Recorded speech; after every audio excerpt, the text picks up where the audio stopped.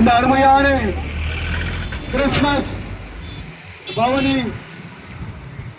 வாழ்த்து ஜெபம் சொல்ல நாங்கள் வந்திருக்கிறோம். உங்களை தேடி இயேசு எங்க வாழ்க்கையில் அநேக நன்மைகளை செய்தார். உங்களுக்கு நன்மை செய்ய இயேசு ஆயத்தமா இருக்கிறார். இயேசுவின் பிறப்பு சகல ஜனங்களுக்கும் சந்தோஷத்தை தருகிற பிறப்பு. இயேசு கிறிஸ்துவின் பிறப்பு நோயில இருக்கிறவருக்கு சுகம் தருகிற பிறப்பு. இயேசு கிறிஸ்துவின் பிறப்பு எல்லா ஜனங்களுக்கும் ரட்சிப்பை கொடுக்கிற பிறப்பு.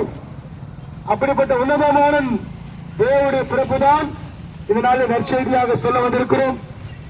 வேதம் சொல்லுகிறது, நீங்கள் புறப்பட்டு போய் சகல ஜாதிகளுக்கும் சுவிசேஷம் அறிவித்து என் நாமத்தினாலே அவரை சீசராகுங்கள். எல்லாரும் என அறிந்து கொள்ளட்டும். நான் எல்லாருக்கும் உதவி செய்ய ஆயத்தமாக இருக்கிறேன் என்று திருவுளம் பற்றுகிறார். அன்பானவர்களே, நல்ல உள்ளங்களே, தாய்மார்களே, என் அன்பு சகோதர சகோதரிகளே, இயேசுவை அறியாத இருந்த காலத்தில் நான் பட்ட வேதனைகள் அநேகம், நான் பட்ட பாடுகள் அநேகம், எங்கே போனாலும் தோல்விகள், கண்ணீரோடு காலங்கள் கடந்தன. 77 வயது வரை என் வாழ்க்கையிலே சந்தோஷம் என்றால் எனக்கு எங்கே இருந்தேன் தெரியாது, சமாதானம் தெரியாது. ஒவ்வொரு நாளும் கவலை, ஒவ்வொரு நாளும் பலவீனம். அப்படிப்பட்ட சூழ்நிலையில் தான் உலகத்திலே நமக்கு ஒரு விடுதலை இல்லை. இந்த பிரபஞ்சத்திலே நம்மை காப்பாற்ற ஒருவரும் இல்லை என்று சொல்லி மரணத்தை தேடி சென்றேன். பாடுகள் கோரம் அப்படி இருந்தது, வேதனை அப்படி இருந்தது, கஷ்டம் அப்படி இருந்தது, எனக்குள் இருந்த பாடுகள் அப்படிப்பட்டது.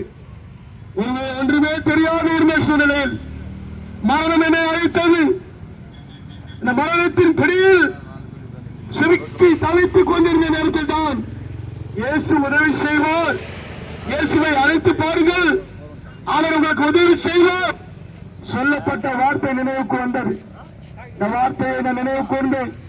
இயேசுவே என் வாழ்க்கையில வாரும், என் சரீரத்திலே வாரும் என்று அழைத்த நேரத்தில் அந்த தருணமே அந்த மகா பெரிய மாபெரும் தேவன், மகா ஆத்மாக்குரிய தேவன், எல்லாவற்றுக்கும் எல்லாமா இருக்கிற ஆண்டவர் என் வழியை போக்கி மரணத்தின் பிடியிலிருந்து என்னை விடுவித்தார்.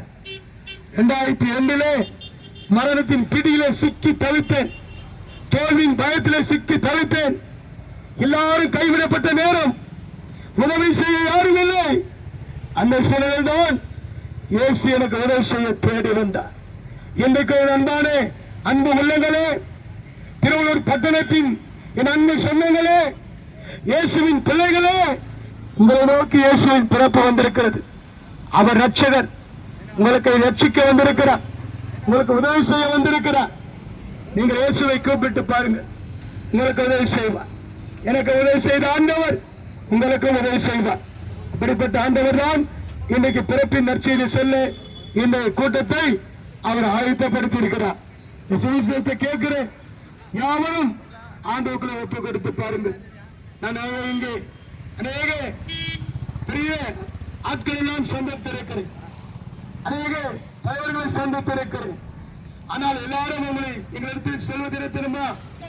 ஃபாதர், எல்லாம் இருக்கிறது, நிம்மதி இல்லை, எல்லாம் இருக்கிறது, சமாதானம் இல்லை, எல்லாம் இருக்கிறது, சந்தோஷம் இல்லை என்று சொன்ன வார்த்தைகள் தான் அநேகம்.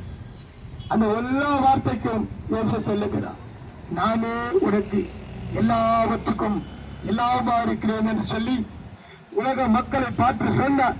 நீங்க பயப்படாதீர்கள், உங்களுக்கு சந்தோஷத்தை உருவாக்கும் நல்ல செய்தியை தருகிறேன் சொல்லி உங்களுக்காக ரட்சகர், உங்களுக்காக ஆண்டவர் இயேசு கிறிஸ்து, உங்களுக்காக இமானுவேலாக தேவன், உங்களுக்காக தாவீதின் ஊரிலே பிறந்திருக்கிறார்.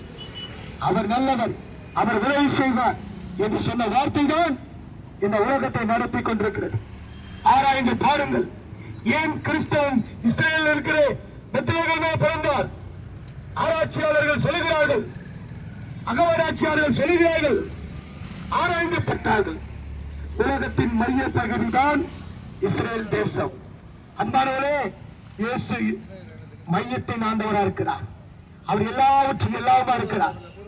அவர் பாகுபாடு இல்லாத தேவன் என்பதை இந்த ஆராய்ச்சி முடிவு செய்தது.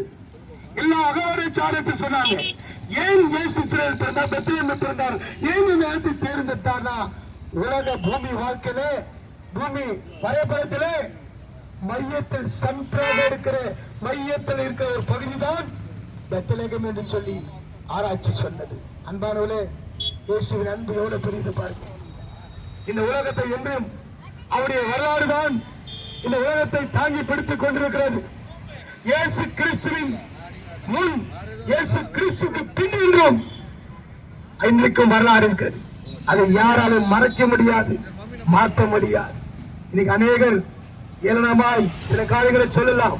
ஆனால் கடைசியில் எல்லாரும் அந்த மெய்யான தெய்வத்தை தேடித்தான் வர வேண்டும். அந்த தெய்வத்துடைய பிறப்பு நற்செய்தி உங்களுக்கு மிகுந்த சந்தோஷத்தை கொடுக்கும். நீங்க பயப்படாதீர்கள். நிச்சயமாய் இந்த இயேசு கிறிஸ்துவின் பிறப்பு மிகுந்த சந்தோஷம் உண்டாகும். அவர் மூலியமாய் பிறக்கின்ற 2025ஆம் ஆண்டு ஒரு விசேஷமான ஆசீர்வாதத்தை எல்லாருக்கும் கர்த்தர் கொடுப்பார். எல்லாரும் இதுவரைக்கும் நன்மை இல்லை, இதுவரைக்கும் சுகம் இல்லை, இதுவரைக்கும் சமாதானம் இல்லை சொல்லி பயப்படாதீர்கள். இயேசுவின் பிறப்பு மிகுந்த சந்தோஷத்தை கொடுக்கிறது. 2025ஆம் ஆண்டு எல்லா ஜனங்களுக்கும் மிகுந்த சந்தோஷத்தை கொடுக்கிற நற்செய்தியாக இருக்கிறது. அப்படிப்பட்ட ஆண்டவர் பிறப்பு உங்களை தேடி வந்திருக்கிறது. அவரை நோக்கி கூப்பிடுங்கள், உங்களுக்காக அவர் யாவும் செய்வார். அப்படிப்பட்ட நல்லவர், பெரியவர். ஜெபத்தை செய்வோம். அன்பின் ஆண்டவரே, பரலோகத்தின் தேவனே, வானத்துக்கும் பூமிக்கும்